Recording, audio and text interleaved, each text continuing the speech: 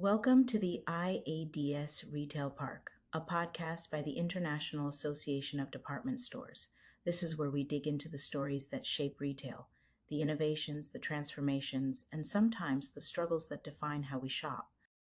From department store evolution to the strategies driving change worldwide, the IADS Retail Park brings you insights designed for retail professionals navigating an industry that never stands still. Hello to both our new listeners and those of you coming back. It's great to have you here. I'm Maya. Today, we're looking at a story that's both inspiring and deeply cautionary. It's about survival, about identity, and about what happens when a retail icon tries to reinvent itself under immense pressure. Joining me is Christine Montard, the author of this week's exclusive. Christine, thanks for being here once again on the Retail Park. This is one of those stories that really makes you think about what it takes for heritage retailers to stay relevant. Thanks, Maya. This one definitely got under my skin. BHV has been part of Paris for 170 years, and watching what's unfolded over the past year or two has been, it's been quite a ride. Let's set the scene for our listeners. For anyone who doesn't know BHV, we're talking about one of those stores that's woven into the fabric of Parisian life. It started back in 1856 as a tiny trinket shop, right? That's right, Maya. François-Xavier Rouel opened this modest little shop across from Paris Hôtel de Ville. That's the city hall. There's this legend that he actually saved Empress Eugenie when her carriage horses bolted, and she supposedly gave him money to expand his business. Whether that's true or not, what is true is that he built something that lasted. By 1900, the store had 800 employees and had become this essential destination, especially for home goods and hardware. And it really leaned into that DIY identity over the decades, becoming the go-to place for Parisians who needed everything from a paintbrush to a new kitchen appliance. Totally. The basement became legendary, this 4,000 square meter temple of DIY. But the store also evolved with the times. They added fashion, home furnishings, even camping equipment in the 1950s.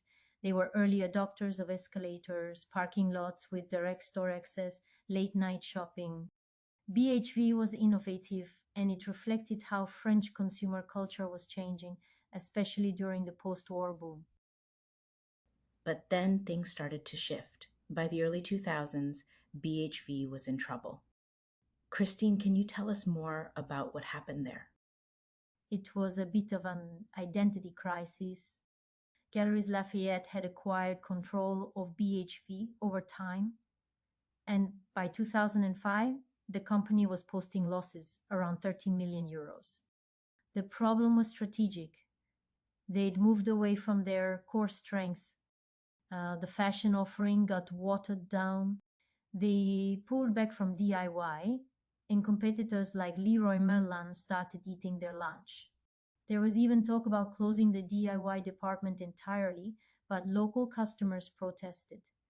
That shows you how important BHV was to everyday Parisians. So they tried to course correct by refocusing on home goods and organizing products by room, bedroom, kitchen, bathroom. Did that work? Well, Maya, it helped stabilize things. They reduced losses and saw some sales growth, especially at the flagship Rivoli store, which was always the heart of the business. But the network of other locations kept struggling. By 2012, only 4 stores remained. In 2014, they rebranded as BHV Marais to modernize the image and tie it to that trendy neighborhood. And then came COVID, which hit Parisian department stores incredibly hard. Oh, yeah, it was brutal. 2020 was probably the worst year in the history of these stores. BHV lost about 20% of its revenue, around 330 million euros, between the lockdowns and the fact that Rue de Rivoli got closed to cars. Foot traffic dropped 20 to 25%, and tourist numbers, which had been 15% of the customer base, collapsed. But that's also when they launched the Le Beau Bazaar concept, which sounded pretty ambitious on paper. Yes, it really was. They positioned the store as both a neighborhood resource and an international destination.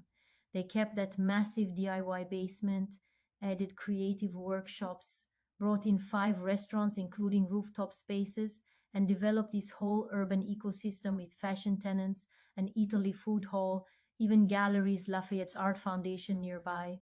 There was a rooftop farm with beehives, sustainability initiatives, omni-channel capability. It was this holistic vision of what a modern department store could be. That sounds like exactly the kind of reinvention everyone says legacy retailers need to do, Christine. So, what went wrong? Galeries Lafayette decided to focus on its flagship stores and international expansion, so they sold BHV to Société des Grands Magasins, SGM, in November 2023. The buyer was Frederick Merlin, who runs SGM. The stated goal was to preserve BHV's DNA and reinvest in the customer experience. But then came the SHEIN partnership, which is where things really went sideways. And you also wrote about it in a previous exclusive, but anyway. Yes, we can make that exclusive available to the audience in the episode description. But essentially, this was the move that triggered everything.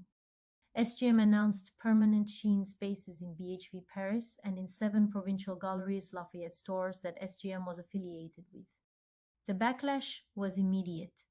Politicians, retailers, the public, everyone was raising concerns about fast fashion practices and unfair competitive advantages because of low-value parcel tariff exemptions.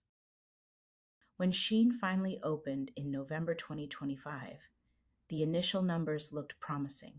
7,000 visitors on day one, 300,000 in the first month. But that didn't translate to success, did it? Not at all, Maya.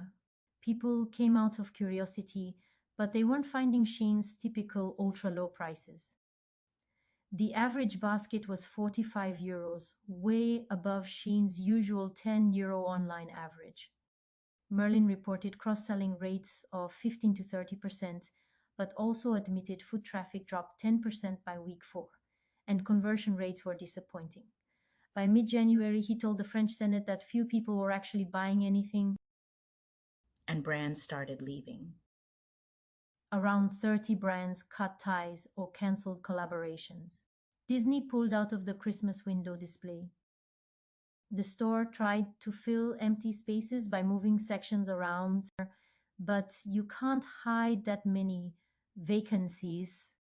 Galeries Lafayette broke its contract for the 7 provincial stores, which got renamed BHV. Banque des Territoires, the state investment arm, withdrew its participation.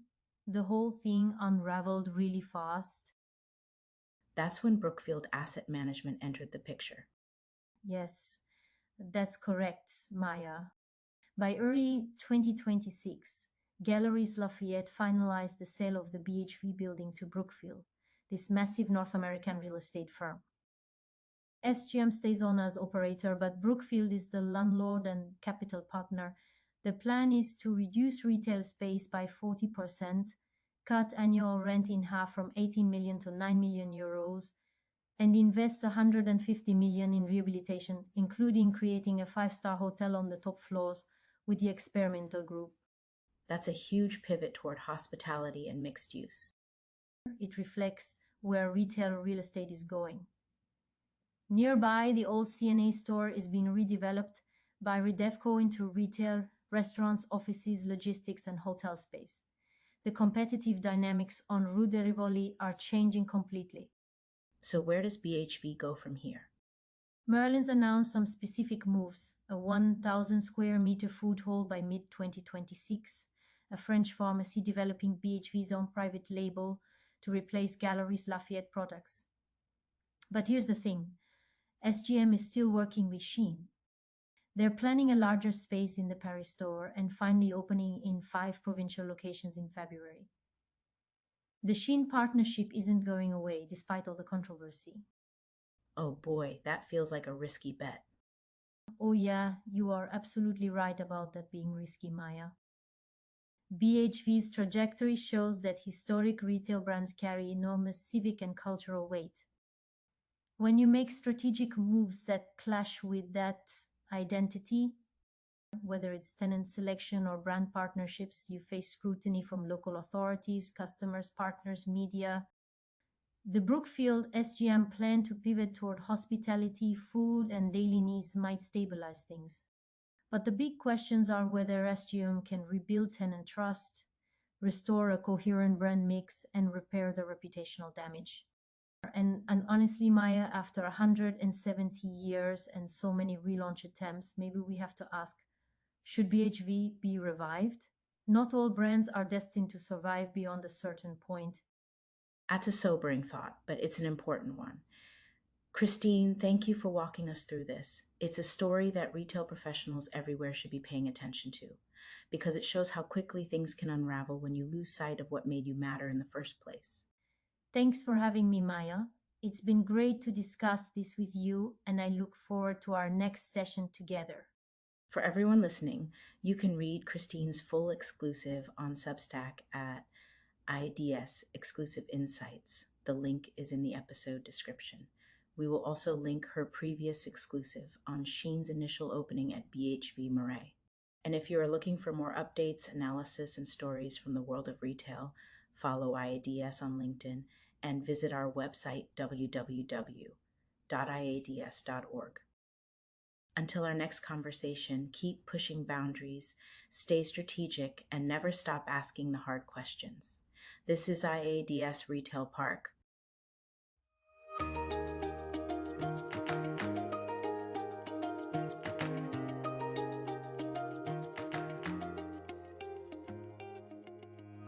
Please be advised that this podcast features AI clone voices created with human oversight. All content is reviewed by experts for accuracy and relevance.